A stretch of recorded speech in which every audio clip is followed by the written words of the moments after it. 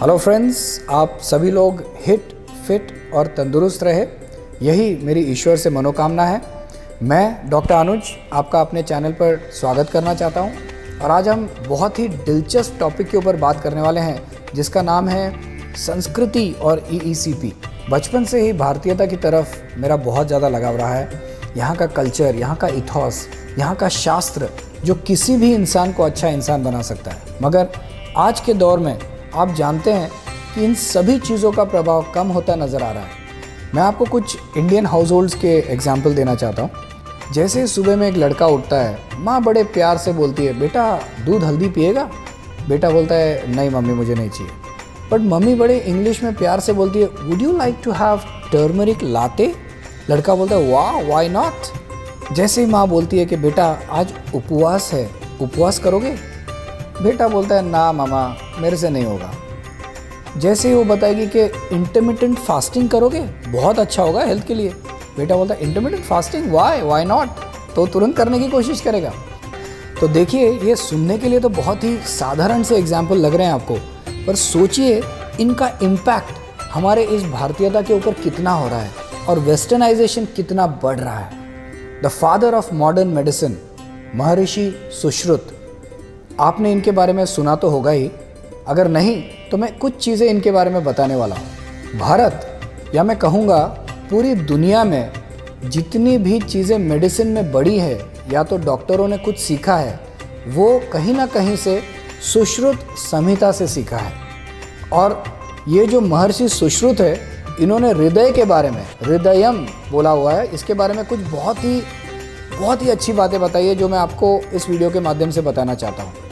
तो इन्होंने बताया है कि हृदय को बोलते हैं हृदयम, और हृदयम में हृद मतलब होता है टू टेक, दय मतलब कि टू गिव, और यम मतलब कि टू सर्कुलेट। मतलब कि हृदयम का पूरा मतलब होता है which gives, which takes and which circulates. तो इस हृदय के बारे में इन्होंने बहुत ही अच्छी बात बताई है कि इस हृदय को हम बहुत ही बढ़िया तरीके से रख सकते हैं अगर हमारा पूरा शरीर पूरी तरह से कफ, पित्त और वात, पित्त और कफ, इन तीनों चीज़ों से अगर परिपूर्ण है, सक्षम है, तो हृदय अपने आप अच्छा होगा। इसको अलग से ठीक करने की ज़रूरत नहीं है, इसके ऊपर शस्त्रक्रिया करने की ज़रूरत नहीं है। ध्यान से सुनिएगा क्या कहा उन्होंने, आपके हार्ट को शस्त्रक्रिया की ज़रूरत नहीं है। पर आज हम देखते हैं कि भारत में सुश्रुत संहिता में जो लिखा है उसके विपरीत लोग जैसे ही हार्ट का प्रॉब्लम होता है तुरंत शस्त्रक्रिया, तुरंत इंटरवेंशनल चीज़ों के ऊपर जाते हैं। पर हम आज ये भारतीय एग्जाम्पल्स के द्वारा आपको ये बता रहे हैं कि बाहर से जब अप्रूव होके कोई चीज़ भारत में आती है तो तुरंत हम उसको एक्सेप्ट करते हैं। और ऐसी एक चीज़ आ गई है मेरे मित्रों, US FDA approved class 2B, जिसको हम बोलेंगे कि एक प्रामाणिक पद्धति से भारत में कोई चीज़ आई है जिसको हम इस्तेमाल कर सकते हैं, जो कि भारतीय लोग बहुत ही इच्छुक होते हैं, EECP, जिसको हम बोलेंगे एनहांस्ड एक्सटर्नल काउंटर पल्सेशन।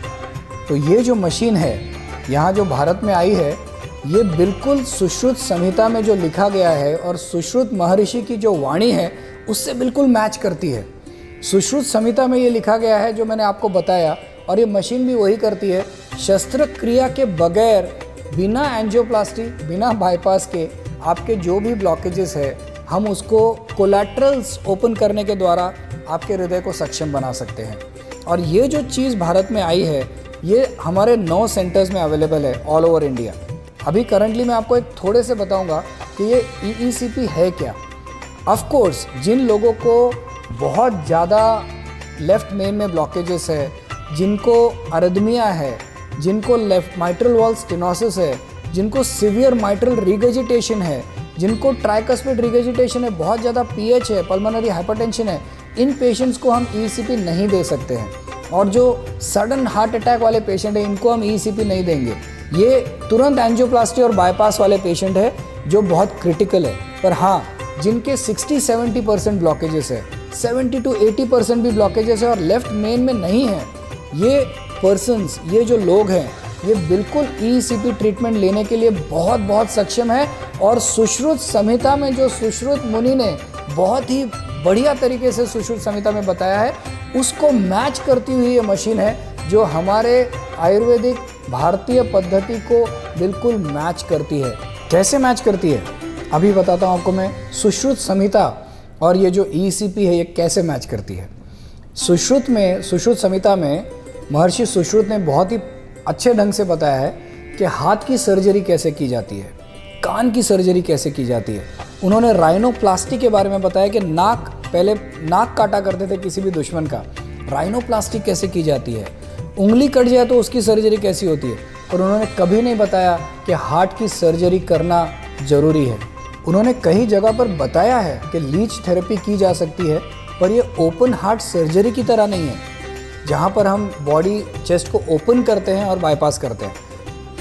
जहाँ पर ज़रूरी है इन जगहों पर हम डेफिनेटली कर सकते हैं बाईपास, पर जहाँ पर जैसे मैंने बताया कम ब्लॉकेजेस है, लेस देन 70% है, मल्टीपल ऑप्शंस है इसको ट्रीट करने का। अंजाना जो है क्लास NOH क्लास 1 पर ही है। इन सभी चीज़ों को हम ECP से ट्रीट कर सकते हैं।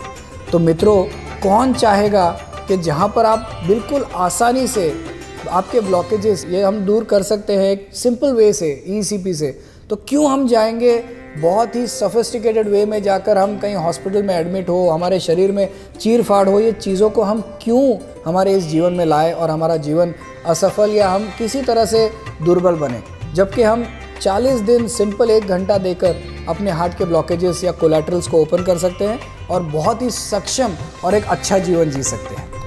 ऐसी ही अच्छी और हेल्दी इन्फॉर्मेशन पाने के लिए लाइक और सब्सक्राइब कीजिएगा मेरा चैनल, और हाँ प्लीज़ बेल आइकन ज़रूर दबाना ताकि आपको मेरे न्यू अपडेट्स आते रहे। आज के लिए मैं डॉक्टर अनुज आपसे अलविदा लेता हूँ। बहुत बहुत धन्यवाद। Thank you very much.